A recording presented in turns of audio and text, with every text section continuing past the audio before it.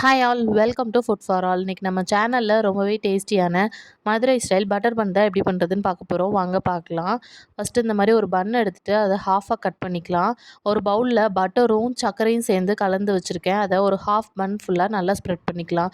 இப்போது தோசைக்கல் அடுப்பில் வச்சுட்டு அது நல்லா சூடானதும் அதில் கொஞ்சமாக பட்டர் சேர்த்துட்டு நம்ம ரெடி பண்ணி வச்சுருக்க பன்னையும் அதில் போட்டு தோசைக்கரண்டியை வச்சு நல்லா ஃப்ளாட்டன் பண்ணி விட்டுக்கலாம்.